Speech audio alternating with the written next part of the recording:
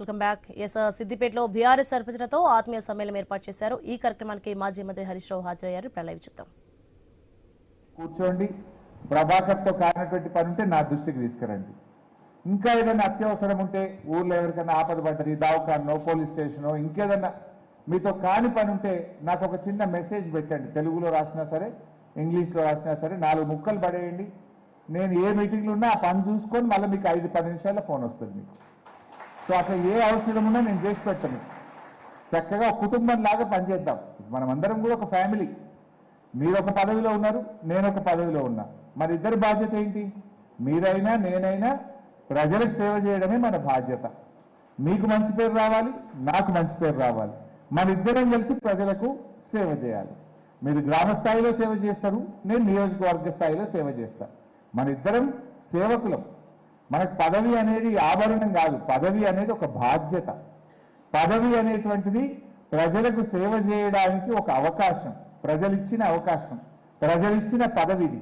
అందువల్ల మనము సర్పంచ్ అయినా ఎమ్మెల్యే అయినా మనము ప్రజా సేవకులం. మనము అది ఎవరైనా సరే ప్రజలు సేవ చేయడానికి మనకి ఇచ్చిన అవకాశం, ఆ ప్రజలు ఇచ్చిన నమ్మకాన్ని మనం కాపాడుకోవాలి. ప్రజలకు మనం సేవ చేయాలి. ఎదిగితే ఒదగాలి. పదవి అనేటువంటిది బాధ్యతను పెంచుతుంది. గెలిచాం కదా అని మనం మాట మార్చొద్దు, బట్టలు మార్చొద్దు, మన విధానంలో మారొద్దు, మన పనితనంలో మార్పు రావద్దు. ఇంకింత సంయమనంతో ఇంకా ప్రేమగా మరింత ఓపికగా పనిచేద్దాం. కొన్ని అవుతాయి పనులు, కొన్ని లేట్ అవుతాయి, కొన్ని ఆలస్యం అవుతాయి. మీకు 5 ఏళ్ల పదవీ కాలం కదా, తొందర ఏమున్నది? ఇప్పుడు చేయగలిగిందల్లా చేస్తూ చేస్తూ బయలుదేరదాం. ఇంకో 2 ఏళ్ళు అయితే వచ్చేది బీఆర్ఎస్ గవర్నమెంటే కదా, మనమే కదా మళ్ళీ ఉండేది. ఏమైనా మిగిలిపోయినవి ఉంటే లాస్ట్ 2-3 ఏళ్ళు దంచేద్దాం. అయిన కాడికి ఇప్పుడు చేద్దాం.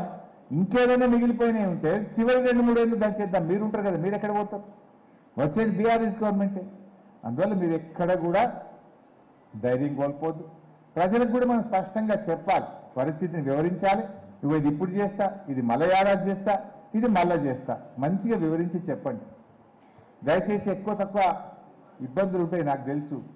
గెలిచేదాకా ఒక ఖర్చు, గెలిచినాక తెల్లారికెళ్ళి అమ్మవారి విగ్రహం పెడుతున్నాం, లేకపోతే వినాయకుడి విగ్రహం పెడుతున్నాం, లేదంటే మన ఎల్లమ్మ తల్లి పండుగ ఉంది, బీరప్ప దేవుని జాతర ఉన్నది, పెద్దమ్మ తల్లికి బోనాలు తీస్తున్నాం, లేకపోతే పోషమ్మ తల్లి పండుగ ఉన్నదంటే చూసేది ఎవరికి చూస్తారు? ఊళ్ళే అర్జెంటుగా మీరు కనబడతారు. ఇది వరకేమో చేస్తాం అప్పుడు ఎలక్షన్ ముంగట. ఇప్పుడేమో అంటారు గెలిచినవు కదా. ఇప్పుడు మొన్నటిదాకా ముగ్గురు చేసిర్రు, పోటీ చేస్తామనుకున్న ముగ్గురు సాయం చేసేది. ఇప్పుడు వాళ్ళు చల్లగా పడతారు కదా, మీరు ఒక్కరే కనబడతారు. మొత్తం బరువు మీ మీదకే పడుతుంది. అది అట్లా ఖర్చు ఉంటుంది, మళ్ళీ ఇట్లా ఖర్చు ఉంటుంది. చాలా ఓపిక కావాలి, సంయమనం కావాలి. మన లిమిట్స్ మనం చూసుకొని జాగ్రత్తగా మనం పనిచేసుకోవాల్సినటువంటి అవసరం ఉంటుంది. సో మీరు కూడా చక్కగా ఓపికగా జాగ్రత్తగా చేస్తూ ఉండండి. ఏదైనా అర్థం కాకపోతే నా దృష్టికి తేండి. ఎక్కడ ఏమీ అధైర్యపడకండి, బాధపడొద్దు. ఇది పదవి అనేది ఒక బాధ్యత. మంచి పేరు తెచ్చుకుంటే ఇప్పుడు ఇంతమంది డయాస్ మీద మాట్లాడేది మీరు చూసింది కదా. వీళ్ళందరూ సర్పంచులుగా మీలాగా పనిచేసి ఇలా ఉన్నతమైనటువంటి స్థానంలో ఇక్కడ కూర్చున్నారు. మీరు అట్లా ఎదగాలి.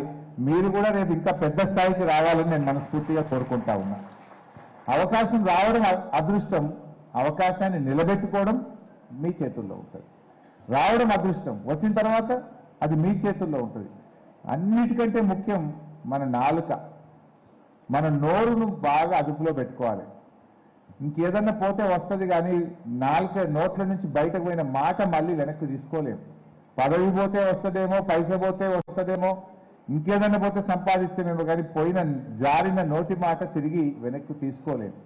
ఎదుటివాడి మనసు ఒక్కసారి బాధపడితే అది మళ్ళా ఆ కలుక్కుమన్నాక దాన్ని అతుకుడు చాలా కష్టం అవుతుంది. అందువల్ల మాట